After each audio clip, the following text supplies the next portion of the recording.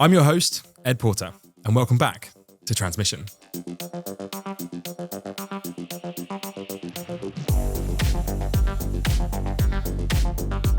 Great Britain's energy system operator isn't just balancing the grid anymore. Not that that was ever an easy job. The role has expanded. Planning gas security, designing markets, building data infrastructure, and mapping where every megawatt of new generation should go. All while the system itself grows year on year. My guest today is Kayte O'Neill, Chief Operating Officer at NESO, the public body now responsible for planning and operating Great Britain's energy system. Kayte covers a lot of ground: operability, connections, market design. If you want to dig into the data behind any of this, Modo Energy's AI analyst has it. Link in the description. Anyone moving capital into GB power needs to understand how the operator is thinking, because that thinking shapes every project that gets built. Hello, Kayte. Welcome to Transmission. Good to see you. Thanks so much for having me on. Our pleasure. And let's dive straight into it. So what is one thing that people consistently get wrong about operating NESO day to day? Yeah, I think actually the one thing that people typically get wrong is just the breadth and depth of our role. People have known us for such a long time as the electricity system operator, the electricity system planner. And I think they know conceptually now we're a whole system organisation, but it's maybe starting to see and feel some of that shift. Even in the strategic planning space, yes, historically we've been focused on electricity. Now we're strategically planning across gas and across hydrogen. Our other roles are evolving in a very whole system way as well, providing that advice to government, providing whole system resilience assessments out into industry. You're just really seeing us make that sort of quite significant step change. And I think people knew it was on the cards for NESO. It was something we talked about. Yeah. But I think seeing actually the reality of that play out, the breadth and depth of where we are now spending our time, the things we are focused on, the whole system contribution we are making, that's probably I still hear that. I still hear people say the National Electricity System Operator. Yeah. And obviously you're the National Energy System Operator. And so your sort of your breadth is far bigger. Yeah. Wildly different. And I think not just the breadth of what we cover, but the type of roles that we do. So, Of course, we're still operating the electricity system, still very involved in market design, still very involved in network planning. But some of those other roles that I talk to, providing the Clean Power 2030 advice to government, taking the learnings from the North Hyde substation fire last year and translating those into what are the learnings for resilience across the energy system and with the adjacent sectors. Those are huge step changes. Not everybody does see them, but it's certainly something that we're hoping is coming to life. Okay, and North Hyde, that's close to Heathrow, right? Yeah, that's right. Okay. So that was the big substation fire that took out Heathrow briefly.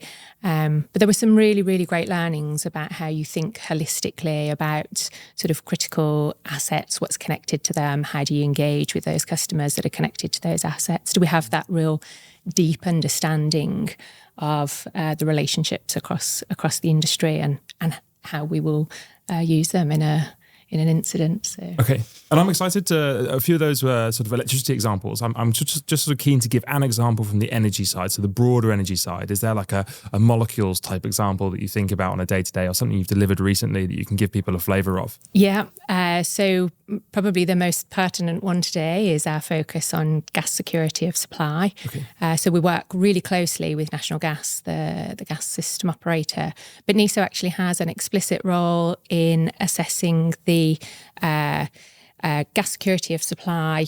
Originally, that role was 5 to 10 years out, and we've actually just agreed with government that we will expand that role. So we're now covering 2 to 10 years out, working really closely with, as I say, National Gas, who are focused on the coming year, so 0 to 1. And then we're looking at everything sort of 2 to 10 out. And this is a great topic, right? Because right now, global uncertainty in gas markets. Yeah. So how does NESO think about that uncertainty, and what more could we be doing to make our system more resilient? Great question. And I should probably just acknowledge, of course, the very human impacts of all of this that's going on in the Middle East, and real people impacted in very real ways, and acutely conscious of that. When you bring it back closer to home, I think there are a few ways that we're thinking about the impacts of those geopolitical events. I think first and foremost in the UK or in Great Britain, we will see this manifest in price. In the first instance, we're already starting to see those price impacts in the wholesale market, and undoubtedly we're going to see those flow through the energy price cap onto bills. And we're acutely conscious of that, a lot of focus on understanding that and what it looks like. Through a security lens, it's a slightly different conversation to the extent that, I don't know if you've seen our very recently published summer outlook, and National Gas also published the summer outlook for the gas system. And just to give the summer outlook is a view of how the system will perform over summer. What are the risks? How do we expect the system? Okay, exactly that. So it's looking at what do we expect to see on the system over the summer? What do we expect the profiles to look like? And then how do we feel about sort of the resilience and the security of the system to respond to what we'll see? And the good news is that both of those outlooks are showing that the system is secure and resilient for this summer. Obviously, we don't rest on our laurels. We are keeping a very, very close eye. We're already looking ahead. We'll publish an early winter outlook, so similar type of document, but looks a bit further out. Later this summer, and a very strong focus on sort of understanding what the gas supply profile is looking like. We are very fortunate to have a good diverse mix of supplies, but we do take it, as you can imagine, incredibly seriously. A huge amount of focus. The summer outlook is probably not the one that I'm sort of worried about. Usually that summer outlook, it tends to have things around things like oversupply of, say, solar in certain parts of the network. And so how can we, say, turn down solar to make sure we have the right balance of technologies? And that sort of, forgive my sort of high level brief on the summer outlook, but that tends to be the type of thing we think about, just because GB as a system, it's that winter load is the thing that kills us really, or thing that's difficult as a system to sort of manage. And so the summer outlook, I feel like we'll get through okay. It's that winter outlook that's probably going to be the time that things will come home to roost in terms of like the uncertainty that exists within the markets today. Yeah. Can I give two parts to my answer on this? Yes, of course you can. One is just to say, I am fascinated actually by the summer outlook, because I don't know if you know this, but one of the hardest operability challenges for NESO isn't managing peak demand. That's difficult. We care deeply about it. One of our biggest challenges is actually managing the super, super low demand on the system, and making sure that we have as much visibility as we need of how low those demands might be, and two, that we've got all of the tools that we need to be able to have sufficient flexibility on the system to operate it in response to those low demands. We'll definitely come back to part one in a second. Okay. Part two, you're absolutely right. We are very, very focused on looking out to the winter, looking out to what peak demand will look like, and working really closely with National Gas, looking at and it's very much their focus for the coming winter, so 1 year ahead. Will we have the molecules, and is the infrastructure resilient? You put those two things together, and that sort of forms their assessment, and then we translate that into what will be the implications on gas supply for operating the power system. So okay. Yeah. Well, let's have those two threads. Let's start on the first thread, which is I think probably one of the most asked questions in GB power markets, which is when it's really windy and when it's really sunny, we'll go onto our apps, we take a look at sort of how the system's balancing. We see lots of solar, lots of wind, and yet there's nearly always this kind of 2% or 3% of gas running. Why does that gas run? Yeah, so the gas is running not for the megawatts, as you say. There is plenty of other forms of generation to meet our needs. It's actually running for vital services that it provides to enable us to operate the system securely and resiliently. And those services, inertia, for example, you don't get them naturally in intermittent renewable generation sources. So we are very, very focused on how do we get those services elsewhere cleanly and more cheaply than we get them by having gas on the system and essentially having to take the additional megawatts with it, but really having that gas on the system for the provision of those services. This has been a really long journey for us. So back in 2019, when we were the electricity system operator, was when we first said we can see a path to being able to operate the system at zero carbon. That means with no gas units running. But in order to achieve that goal, the problem we've had to solve, the challenge we've had to solve for is how do you get those stability services that you need onto the system, a whole set of challenges that we've had to solve for. And we've spent 5 or 6 years working on that. And we're getting really, really close, aren't we? So absolutely. 1st of April last year, 97.7% zero carbon. I cannot tell you how eagerly we are watching the dashboards this week. Feels like it could be a week for another record, who knows. But I think what we've seen over the last 5 years is brilliant innovation, both in the way we procure services, who we're procuring them from, so taking existing assets and getting them to set up their control systems differently or connecting them differently so they can operate in a different way that helps the system without providing additional megawatts. We've seen a lot of that innovation. We have worked really closely with the regulator to make sure the security quality of supply, SQSS, the standards that we operate to are appropriate for the current operating conditions of the system.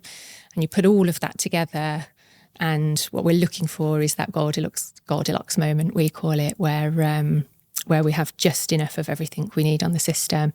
And if the market offers us a zero carbon stack, we can take it without having to turn gas on for services that we could have got elsewhere. That would be very cool to see. So cool. Yeah, absolutely.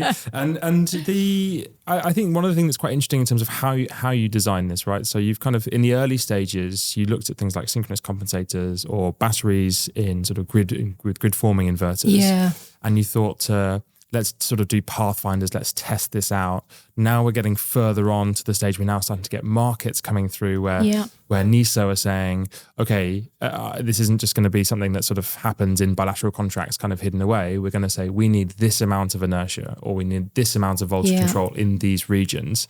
And that is, I think, actually quite market leading for a system operator because it starts to give people, let's say you're a battery company or whoever you might be, it starts to give you a signal to say, could you build this thing for me? And then people can start to plan solutions. They can talk to the inverter companies. They can work out what they should be providing at those particular places. Do you look at that and think, we've got that right? Or do you look at it and think, that process is okay, but there are so many more things that we need to fix on it? Yeah, it's a great question because I think the reality is it's an evolving process, right? So when we first entered into these contracts via those Pathfinder projects that you talk about, we weren't super experienced at articulating the need, but letting the market design the solution. So we spent some time sort of getting that right. You know, we were trying to be perhaps overly prescriptive and the market was telling us, but there's a better way, you know, tell us what you need and we'll tell you how we can do it. So that's evolved, I think. I think the market's ability to sort of conceive of what they can provide and what the business model looks like for providing it, that has evolved. So we started off, we could only really do these things on pretty long-term contracts that gave real sort of long-term clarity of revenue. We're seeing that evolve. So we're seeing the potential for these markets to come closer to real time. That's been super helpful to us because as the system continues to change, we only want to buy the right amount of the right stuff. You know, we don't want to overcommit and not create space for future innovation.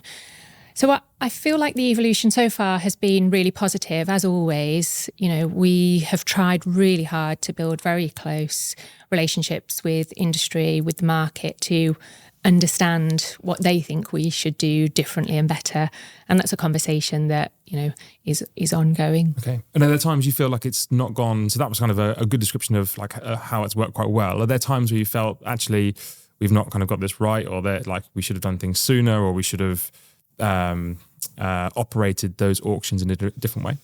Yeah, again, I think some of it's come to, how things have evolved over time. So these were new contractual arrangements for us. We were maybe a little bit tentative in how we set them up. We have worked really hard to get the risk balance in the right place, So you're encouraging people to come forward and really take encouraging part. people to come forward and take part. We want them to have skin in the game as well. We don't want them to feel, though, like they can't come and participate because the risks are too high and there's a lack of clarity. So that's something that we've adjusted as we've gone. It feels like everything in this industry can take a long time. And you always have that sense, that agitating sense of, I'm sure there's a way to do this faster and better. And I think, I look at the markets team in NESO, a fantastic team of really expert, really credible individuals. They've got the desire to get this right, and I think we see them making really great progress. There we go. And we see these kind of similar things. We see voltage control markets coming through in Spain now. We see inertia markets coming through in Germany, and so I don't want to sort of say which order they happened in, but it's nice to see that the system operators sort of influence each other. And I know we've gone down a bit of a niche here to get to this, but people, I really hope, are listening to this and going, look, when we can run a system without gas on it, that is a really cool thing. And you'll forgive us for spending a little bit of time just talking about some of the weeds. Let's go back to that second thread before I forget it, because otherwise I will. And that is that there's the really hard time. So we have one challenge, which is how do you run the system on very low gas, very few spinning things, with the exception of any sort of spinning compensators. But the other side of the coin is the real challenge of operating in winter. So you get this high demand period. It's cold. Yeah. It is dark, so solar's not very good. It is not very windy. And so you don't have the renewables kind of operating in a way that you'd like them to. And you're left with your gas fleet's interconnection, nuclear, battery storage. Like, how do you get through that 2-3 week period?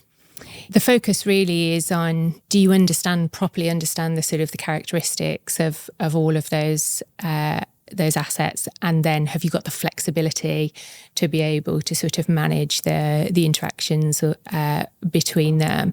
And you've seen, I think, flexibility come much more to the fore, even as something that gets talked about in a meaningful way. I think historically, as a sector, we've talked about flexibility around the edges. Now, I think there is a much better understanding of what different types of flexibility exist, why are they important, what does it actually take to be able to access them and use them in a meaningful way. And, for the very different types of flexibility that we need to build out, have we got enough of the right signals that give us confidence that we can get to where we need to be over the long term? So if you go back to the Clean Power 2030 action plan published by government, huge requirement for growth in flexibility in that plan, both on the demand side, consumers and industrial and business demand, huge amount to do there. And then a huge amount also to do on sort of low carbon dispatchable flexibility and how do you, unlock and sort of harness the value of that. And, in any given winter, we will always make sure that going in, we know sort of what the range of scenarios looks like and how we will be able to operate the system to meet those demands. But a big part of NESO's role nowadays is that sort of longer term plan. Are we on a trajectory to have the flexibility amongst everything else we need in the system, but the flexibility in the system that we're going to need? And that flexibility is critical, right? So we talk about batteries a lot. I'm sure others do as well. And we think it's really important when you get into those sort of hard to get through periods.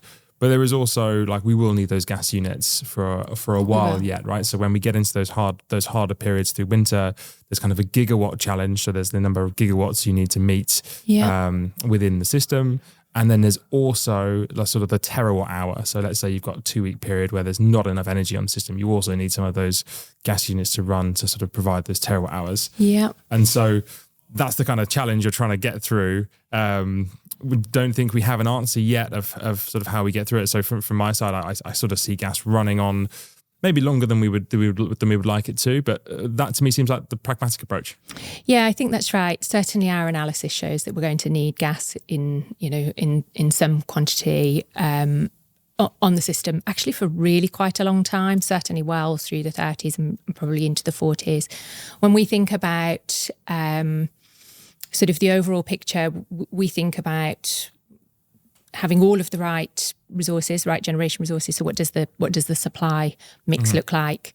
We think about how does that relate to the network availability. So can we move the power that we need to move around the country? And then have we got the markets that are going to send all of the right signals? And I think, again, when you look to the longer term, the challenge is, inevitably going to be how do you send the signals for that 2 or 3 week period where you absolutely are going to need to hammer the amount of gas on the system if that unit hasn't run very recently, or and I think there's an operational question there. There's a market signal question, and then me personally, I just have this sort of other interest in like there's a human question to that as well. How are we going to have people who want to come and work in a gas-fired generator that maybe is going to sit there sort of unused for big periods of the year, but critically important when we do need it. Yes. So I'm just fascinated by how we're going to make the system work through all of those lenses out in the very long term. Yeah, very interesting. Let's change lanes a little bit. So going from the sort of system operation, let's go into something that has been talked about a lot. So connections reform. Yeah. Now, everyone has covered connections reform at length. And so I'm keen not to sort of do the story of how we got here, but I'm keen to do the sort of where are we going to in the future. So where are we right now, and how is this good for consumers?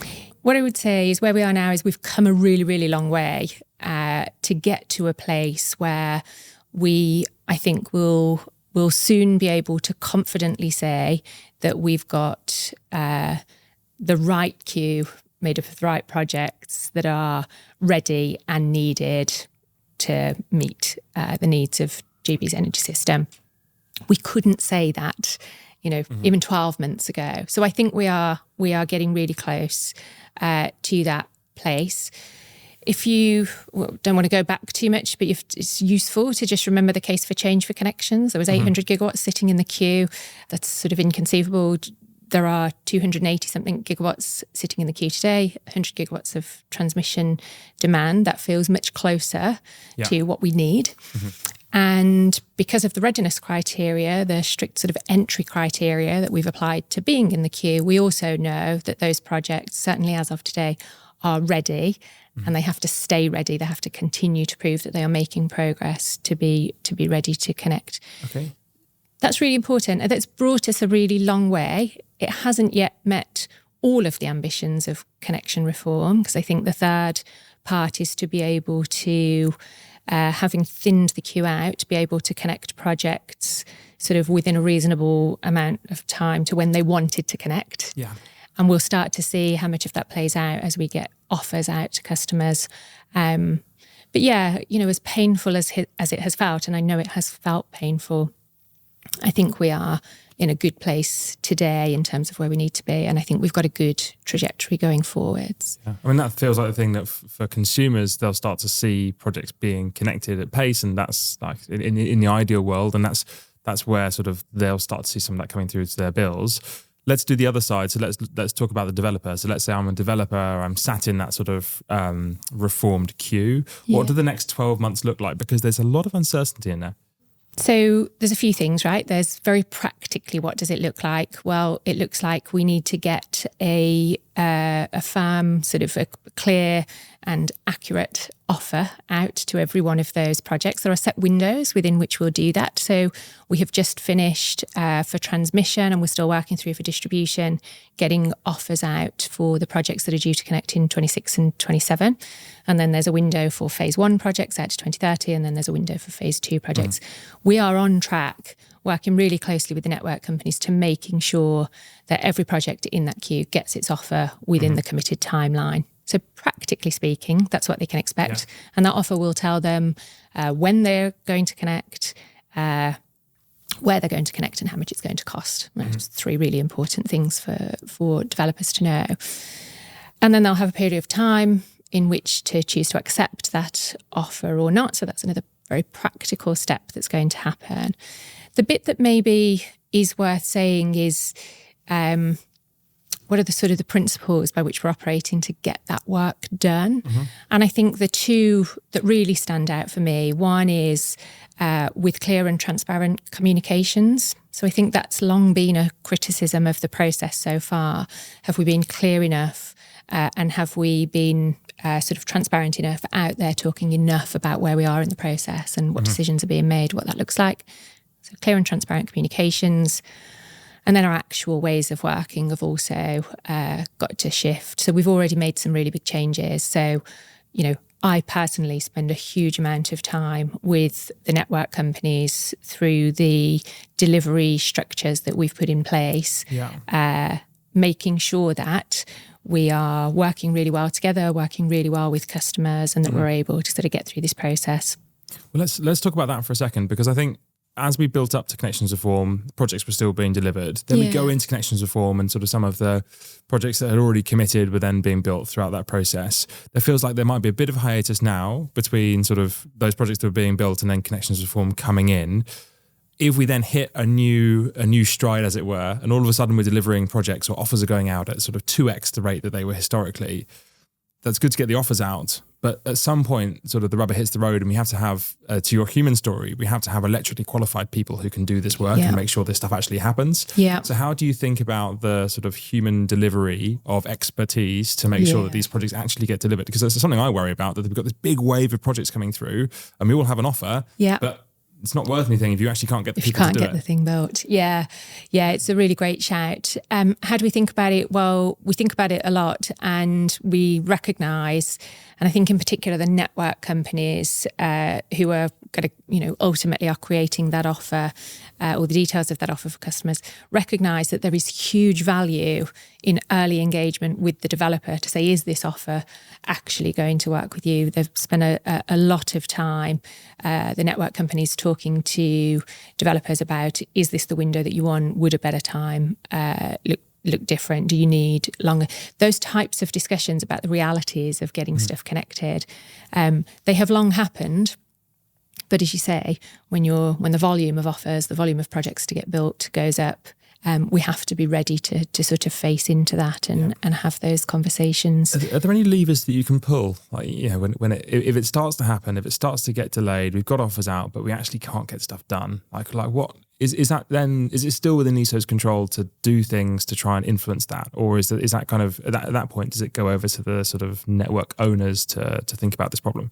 We work really closely together on all of these challenges. It's interesting, right? Because the focus has always been on, like, let's get the offers out. People need the certainty and the clarity. It is the network companies that do all of the studies, all of the engineering studies, and that is ultimately what dictates the sort of the components of the offer, the conditions of the offer. I don't know.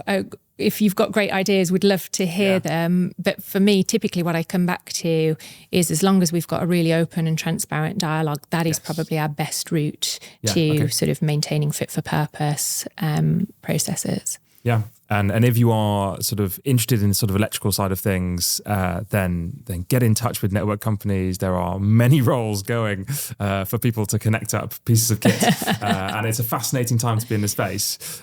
Let's move on from connections specifically onto a more niche part. So the battery storage queue, that was a very large part of the queue, has been slimmed down. It's now sort of in the 80 or 90 gigawatts, I can't remember exactly. Yeah. And we think we need something like 40 gigawatts probably. The Clean Power Plan plan was more talking about sort of 23 to 27, but still we have more than we think we need. Yeah. That means it's oversubscribed.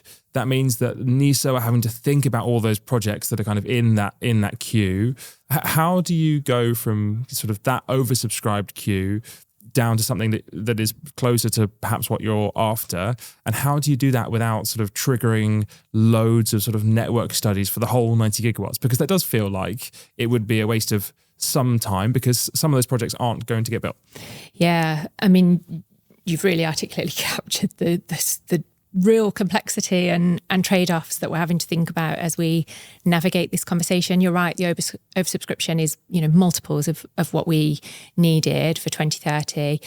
There are two real consequences of that. One you've rightly called out, which is just the sort of the time, the unnecessary time and cost of running studies and engineering the background for 90 gigawatts of batteries, which we all know deep down are unlikely to get built, but having to do that anyway, because that is what the process requires, right? We have to give accurate connection offers that reflect exactly what is in the queue. So you're balancing that trade-off with how quickly will what I think ultimately will be sort of market forces catch up and force attrition, natural attrition, where some of those projects will fall away. The consequence that I've missed, that I think it is just worth calling out, is that those 90 gigawatts of batteries in the queue are effectively preventing one of the real benefits that we saw of connections reform, which was being able to bring other projects forward. Okay. So they're still holding a place in the queue. I think we all believe that some proportion of them will drop out naturally over time. But until they drop out, we have not achieved our aim of creating space or as much space to bring other projects forward. And this is the really fascinating thing, right? So as someone who's involved in system planning and starting to think about what are the right amount of technologies by different regions, so how many batteries in Scotland, how many batteries in England, how many batteries in Wales? I know it's more detailed than that, but just to give people a flavour of it.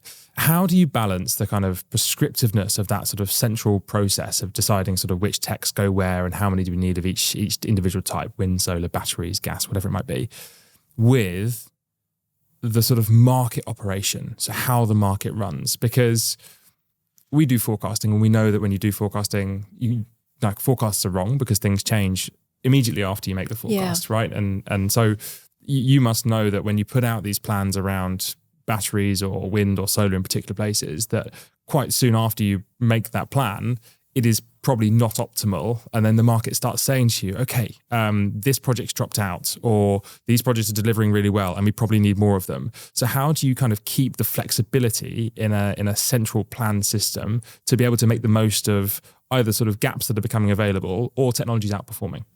So I would refer to it as a strategically planned system rather than a centrally planned system, to the extent that... Yes, thank you for the correction.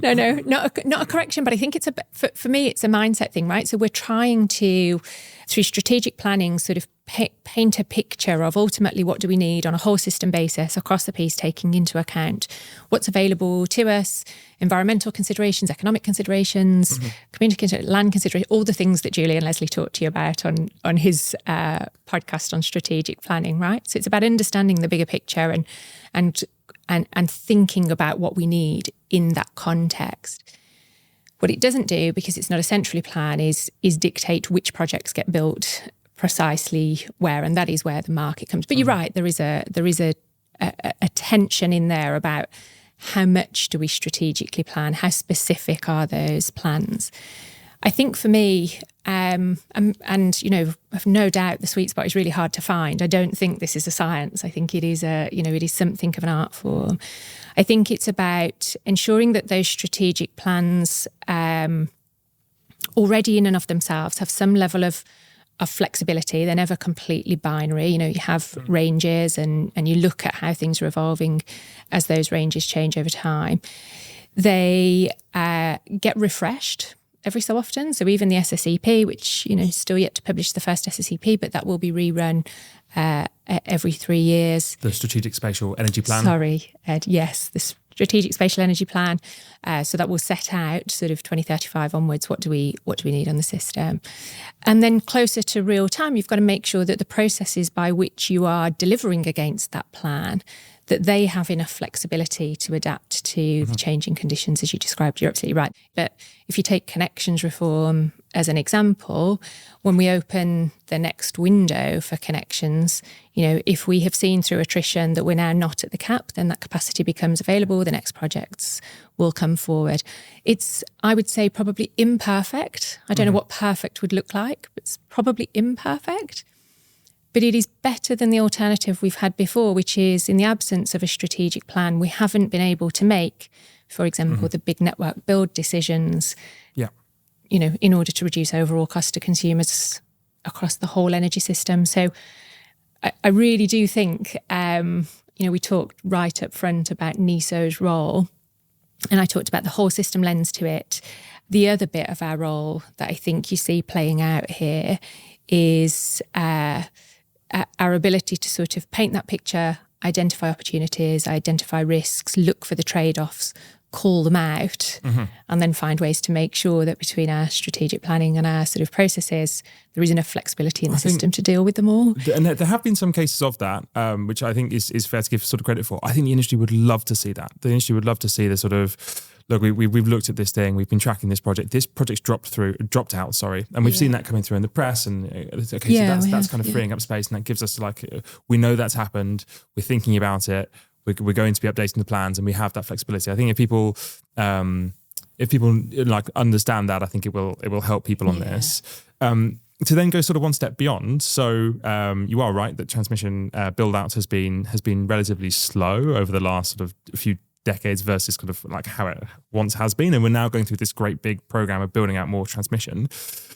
What is stopping us kind of falling into the same trap of overbuilt or oversubscribed queues and sort of this situation where when application windows reopen, everyone just rushes in and books a slot?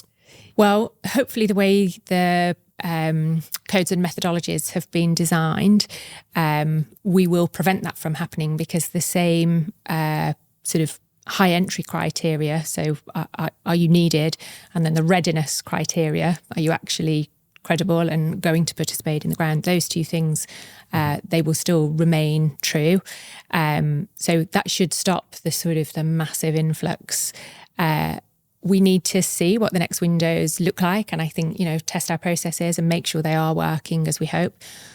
We want projects to come forward where we need them, so we've got to make sure the methodologies sort of allow that. But I'm confident, certainly on generation connections, we won't end up in the same place, because those criteria will be important. We'll also, through the queue management milestones, continue to sort of test the quality of the queue, and things will fall out if they don't meet their milestones, and then we'll bring new projects in. The interesting one, I think, that we haven't necessarily nailed yet is the queue for demand. So as you know, demand connections are uncapped. We saw a similar sort of massive uptick in demand connection applications to the queue in the late stages of connections reform. And how much of that is real? Well, very hard to say. And that's where we're working with government and Ofgem to try to take all of the lessons from generation connection reform and say, how do you actually figure out what is speculative versus what is ultimately actually going to get built? What was just a rush to get a place in the queue, but isn't actually ready? We know from generation connections reform, it is actually quite hard to figure out what's real. But if you look at what DESNZ is thinking about, what Ofgem's thinking about, what NESO is thinking about, there is definitely an intention to sort of curate that queue, so thin it out, and make sure it's ready. Do you think about it spatially as well, in the sense of, let's say we've got a lot of wind in Scotland, wouldn't it be nice to have, say, data centres in Scotland? Do you kind of think about it in the same sort of allocation by region? Yeah, hugely important. And it comes back to, again, doesn't it, where the beauty of spatial planning, strategic planning of the system, and then market design helps you sort of achieve those really sweet outcomes like generation going demand going and locating where the generation is. Okay, I have one final question on connections reform, which is, and I think it's a little bit of a forgotten part. So co-location, the concept that sort of two units can use the same connection, and you just kind of think about this logically. So when you have a solar park that is generating during the middle of the day, if you put a battery on that, the battery doesn't want to export at the same time as solar. Like, why would it? It's looking for a time in the evening when the solar is not generating to then export. And so in theory, you could kind of get much better utilization out of that particular network point by sort of encouraging this co-location. It feels like in the connections reform process, we've almost been sort of single-minded about wind or solar or gas or batteries, and they've all kind of got their own individual buckets. Yeah. And yet we haven't thought about ways of combining some of these technologies. And when we look at, say, Spain or Germany, they're trying to get these schemes to come through where they're encouraging people to do this co-location. So has it been forgotten about, or am I missing it? So definitely not forgotten. In fact, much debated, I would say. So it's definitely features very heavily in our conversations. I think maybe there's a timing issue here in some respects. You have to remember that queue reform, for connections reform to get passed, and remember it took 2 years of really extensive consultation, we had to get to a place where people felt that the reforms were fair, but were going to achieve the outcomes that they needed to. And a big part of that was once you'd taken things out of the queue that weren't needed or weren't ready, that the sort of the underlying first come, first serve nature of the queue remained. We didn't throw the whole thing up in the air and then cherry pick the projects. I don't think anybody would have thought that was the right answer. One of the consequences of that was that certainly if you look out to 2030, more than 80% of what was in the queue was not co-located. Yeah. So as we've held on to that first come, first served sort of underlying logic, it means that projects that maybe started out as a single technology but latterly decided to co-locate are going to end up with two connection offers, one for the part of the technology that was their original queue position and one for the part that was their sort of secondary queue position. That's primarily stuff that's sort of pre-2030. So over time, that will shift. We'll get towards projects that originally applied to be co-located. Mm-hmm. And we think there's huge value in that. Given that the capacities have largely been met for 2030 and 2035, we'll see what attrition does, but largely been met. Maybe there's a period of time where this remains true. But to try and give you some confidence to the market, we absolutely care about the value of co-location, the benefits of that to the system. We absolutely want to minimise unnecessary cost, minimise network build as far as possible, maximise the use of the infrastructure we've got. And, I think processes like SSEP will be able to look at co-location for its potential, which is really different to what we were able to do when we were looking at how we're going to deal with the existing queue and how it works. So, I know that isn't going to satisfy everyone, Ed, but what I hope you can take away from it is not a lack of understanding or a lack of willingness to think about it on our part. It is this requirement for us to tread these very fine lines and trade-offs and try to get to something that works now and will also work in future. It's a really good answer in terms of like how we've got to this place and sort of why the co-location almost feels further down the road.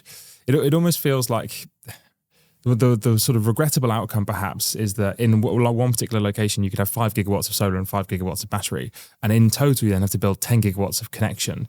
And that costs money. It takes time. It's all of those things and it feels like we have to kind of commit to the connections reform process and commit to the queue for all of the good reasons around giving people confidence. Yeah. But almost like could there be like an amnesty type thing of saying, look, if you've got those two connections, you've got a solar connection, you've got a battery connection. You could in theory have some sort of sharing of bays. You could have sharing of those connections. That to me feels like you were talking about flexibility earlier, about sort of NESO trying to be flexible and trying to have sort of the ability to adjust. Does this feel like something where you could look at it, because we're seeing the best practice, or maybe it's not best practice, maybe it's a mistake, but we're seeing other grids look at this. Yeah. So we are absolutely talking about it. Things like bay sharing, things like really looking at how those assets will operate and what options can you give to developers. And we did give options through the original reform process for people to think about their assets slightly differently. We're absolutely doing that. The other thing we're trying to do, and please do, everyone kind of call us out if you don't feel like we're doing enough of it, but we are trying to keep the debate open on these things. So the consultation that's out now just closed actually this week on methodology changes, that will be an ongoing thing. That's an ongoing discussion. And, we're spending an awful lot of time kind of with developers and really keen to hear these things so that we can feature them in our longer term thinking. Okay. Well, we've done system resilience and sort of stability. We've done connections reform. Beyond connection reform, let's go on to market design. So earlier this week, we had the reformed national pricing coming out from DESNES, not obviously in its final form. But what other sort of key priorities are you seeing beyond connections reform to make sure that we're setting up a system that can get the most out of the new technologies that are coming through? The markets work that you've talked about is clearly a huge and ongoing priority. We were really pleased to see government's RMP delivery plan published. It is the continuation of a conversation that's been happening since last summer when the decision was taken not to go with locational pricing. And I think there's a couple of parts to it. One is, okay, what is RNP? What is reformed national pricing? If it's not wholesale market reform, what is it trying to do? And I think it's trying to do a few really important things. It's trying to send investment signals, sighting signals that we've talked a little bit about. It's reflecting on the trajectory for constraint costs and trying to make sure we've got those in mind and thinking about how we're going to manage them down. And then it's also trying to think about sort of dispatch efficiency. How do you ensure that the way we are operating the system is efficient? Those are really important conversations, and it is really important that we have, all the voices, I think, in that debate. Some of these changes, they are not small. These are sort of some pretty significant transformations that we'll see. But if you have in mind the scale of the challenge, constraint costs, needing to build things in the right place to maximise the use of the system, needing to be able to operate and ensure a secure and resilient system that looks fundamentally different to the energy system before. They're doing really big, important things. I think it's critical that we get them right. So I really welcome the progress that we're making. We've a lot to do and we need to go pretty quickly, I think, to make progress. Okay, very interesting. And we're going from almost like the traditional grid. The traditional grid maybe had large transmission units and then had large demand centers, and you kind of ran from generation to demand.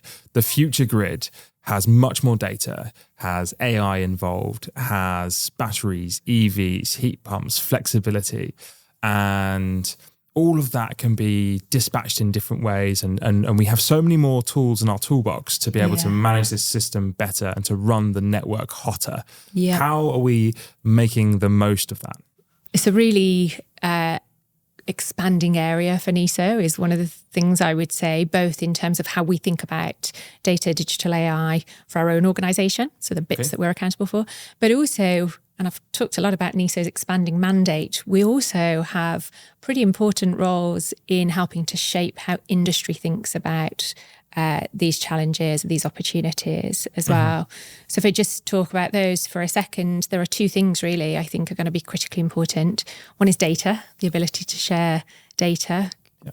Unbelievable quantities of data that are going to need to be moved around the system, and it's bonkers that we don't we don't have that visibility and access that we so easily could have if we could get our data sharing infrastructure right. It's important to say that NESO do a very good job of data sharing relative to other system operators. Thank you. So I know there's a rolling. It's easy to say this when you're here, you see, but I would say if you weren't here. I just to make that clear. Thank you.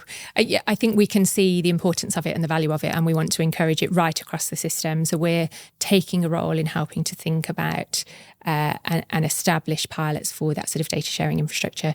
The other one then is just digital, sort of more broadly digital coordination. Like, what are the rules of the game? What are the standards? And how do we get this whole thing to operate in a very sort of interoperable way? And again, there are lots of parties operating in this space. NESO is trying to step up and step in and sort of really get that conversation going and start to be clear about what's needed and what it will take to get there. We're not going to own all of that stuff. We're not sort of building an empire here. We're trying to enable and facilitate the right conversations and the right outcomes. It's really important. In NESO, I mean, I could spend all day, every day talking about the use of data and digital and AI in our own spaces. And we're looking really thoughtfully and trying to be really disruptive about how we think about the opportunities. You probably know we're on a massive sort of systems transformation in the control room. We're well through that, and that is going to offer so much potential for us now in terms of sort of better deploying new technologies, new digital solutions as they come. Yeah. So I think that's really important. But we've also still got some really gnarly problems to solve on the system. We've talked a lot today about connections and the flow of connections coming through. For every one of those projects that needs to get connected, it's got to have access to the system. We're going to have to take an outage to connect it. Imagine planning for that. How am I going to get all of that access to the network? Well, this feels like a great AI problem. It's a great AI problem. I think if it's very good with large data sets. So if you fed it sort of, and there's obviously problems with this, right? But if you fed all of the data points into, say, a very large, into something like Claude or whatever it might be, and you ran that, it would be quite interesting to see what would come out, because it'd probably say something like, this supergrid transformer that's here is running on hot standby, but it doesn't need to. Yeah. We could be doing something with this, and it's almost like you could get a sort of fresh set of eyes on so many of the problems that are sort of not allowing us to run our network as hot as we'd like to. So I'd be fascinating to see. I mean, I don't know whether it'll actually happen, but I'd be fascinated to see what the outcome would look like. Yeah. Well, we're on it. We're working on it. Okay. It's really active. We're also trying to learn not just from others in the energy sector globally, but also from other organisations who are dealing with similar types of problems, not necessarily energy related, but lots of data, having to sort it to try and come up with really solve really complex pathway type questions. So yeah, I'm excited. Okay. And I know you were keen to plug a topic as well. So let's give you the opportunity to plug that. Yeah, well, I think it goes to a bit of what we've talked about today. So if you think about geopolitical context, sort of security of supply questions, changing nature of the system, the operability of the system, the challenges that we're going to face and the market solutions that we're going to need to help us solve those problems, it just remains so forefront of mind. It's so important, and it feels like an area where we can get plenty of help. So we've very recently published our 2026 Operability Strategy Report alongside our Markets Roadmap. The Markets Roadmap starts to explore routes to market for sort of different types of assets and how we're thinking about unlocking those routes to market. I would love people to engage in that, take a look at what we've put out, talk to us about it, tell us what more we can do and how you can help. Okay. It's super interesting. And we will put the link to that in the comments. Thank you. And then final question, Kate, is there a topic in the energy world that you have a contrarian view on? Yeah, so I think this view may be pretty contrarian, but I'm going to take it anyway. What I'm going to say is actually I like connections reform. I appreciate that the connections reform journey hasn't necessarily been great for everyone, and it's been a long time and a lot of uncertainty, and we haven't always got the delivery of connections reform right. But honestly, if I reflect on what we're trying to achieve, the need to solve a really challenging problem for industry and to move us away from something that was not at all fit for purpose to something that is fit for purpose and can work for the future, to do it in a way that's been really consultative with industry, that's brought so many voices in, and maybe even, I don't know, but it may be in energy terms, in some respects, delivered relatively quickly compared to some of the other reforms that we have tried as an industry to deliver. I genuinely believe, and I'll hold on to, we're doing the right thing with the right intent. So yeah, that's my contrarian view. An incredibly formative process, and I wonder whether a similar group in 10, 15 years' time will look back at the connections reform process and say, well, why does the system look like it did today or does today? It's because of this process we went through. So yeah, a fascinating place to end this. Kate, thank you very much for coming on. You've been a wonderful guest. Thank you for having me.